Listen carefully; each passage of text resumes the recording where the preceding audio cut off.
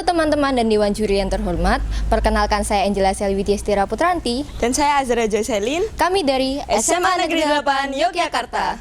Pada kesempatan kali ini, kami akan memaparkan hasil penelitian kami yang berjudul Pengaruh penambahan kotoran sapi dalam pembuatan POC limbah sayuran di Wedo Martani sebagai pupuk tanaman kedelai. Hai Sel, apa kabar? Halo Lin, kabar baik. Udah lama ya kita nggak ketemu. Iya nih.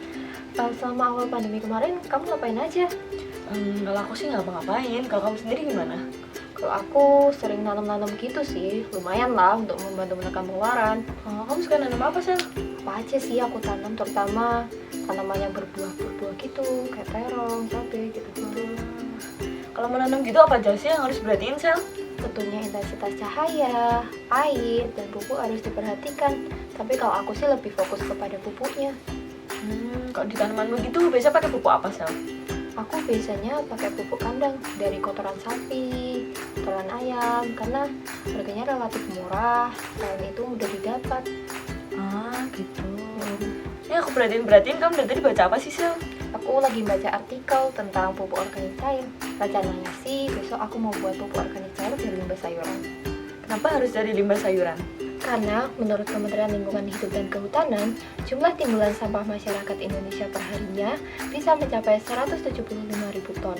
Pada tahun 2018, mereka juga menyebutkan bahwa sampah makanan merupakan jenis yang paling mendominasi, yakni sebesar 40%. Dengan ini, Indonesia menjadi negara penghasil sampah makanan terbesar kedua di dunia setelah Arab Saudi. Wah, ternyata baik juga ya sampah yang kita hasilkan. Oh ya, gimana kalau kita bikin pupuk organik cair dari limbah sayuran dan pupuk organik cair dari limbah sayuran yang dicampur dengan kotoran sapi? Lalu kita lihat tuh gimana efeknya di tanaman. Boleh sih, ide bagus, cuman mau diaplikasikan ke tanaman apa? Bagaimana kalau ke tanaman kedelai edamame? Kemarin aku sempat baca-baca sih kalau produksi kedelai di Indonesia selama tahun 1991 hingga 2017 tergolong relatif rendah dan mengalami penurunan rata-rata sebesar 3,69%. Di sisi lain, kedelai merupakan salah satu komoditas pangan dengan impor tertinggi keempat di Indonesia. Oh gitu ya. Petani di daerahku juga lebih memilih menanam tanaman lain sih dibanding kedelai, karena menurut mereka bibit kedelai di Indonesia ini kurang bagus gitu, sehingga kemungkinan untuk tumbuh cenderung kecil. Oleh karena itu, kami membuat pupuk organik cair dari limbah sayuran atau POC1 dan pupuk organik cair dari limbah sayuran yang ditambah dengan kotoran sapi atau POC2 untuk mengetahui adakah perbedaan kandungan antara kedua pupuk ini dan pupuk manakah yang lebih efektif untuk menanam kedelai edamame. Penelitian kami ini menggunakan metode eksperimen dengan POC1 dan POC2 sebagai variabel bebas dan pertumbuhan kedelai edamame sebagai variabel terikat. Selanjutnya, data yang kami peroleh kami analisis menggunakan metode kuantitatif dengan uji normalitas dan uji independent sample t-test serta uji chi-square. Persiapan yang kami lakukan dalam penelitian ini antara lain pemilihan bibit, membuat pupuk organik cair yang kemudian didiamkan selama 2 hingga 3 minggu, serta menyiapkan 2 buah bedeng.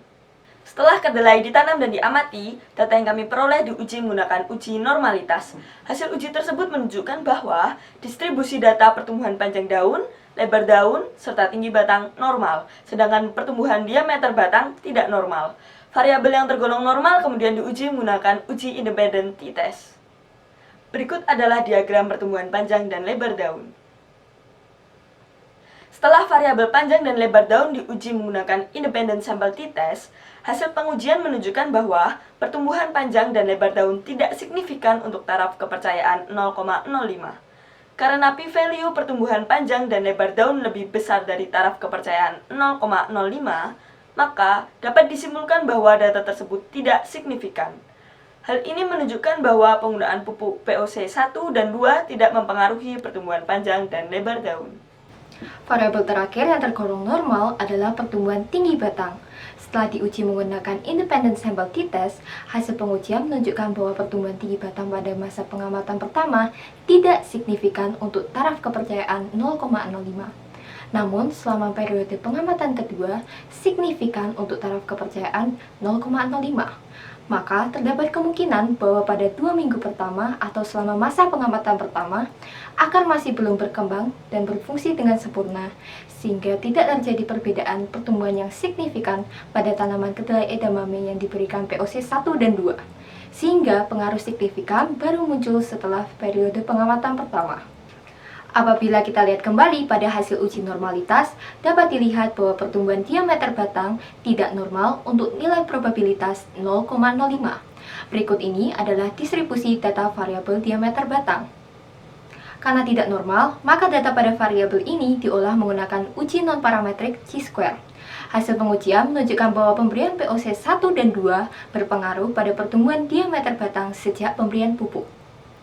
Hasil penelitian ini didukung oleh penelitian yang dilakukan oleh Lestari, Mustamu, dan Maxwell.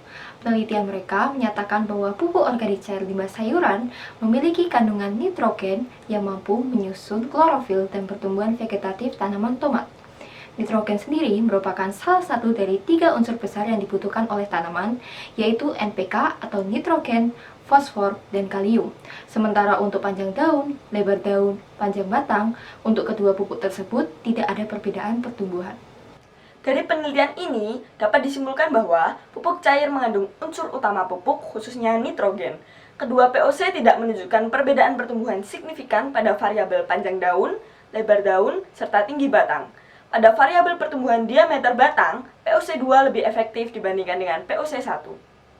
Sekian pemaparan hasil penelitian kami mengenai pengaruh penambahan kotoran sapi dalam pembuatan POC limbah sayuran di Wedo Martani sebagai pupuk tanaman kedelai. Apabila ada kurang lebihnya mohon maaf. Terima kasih.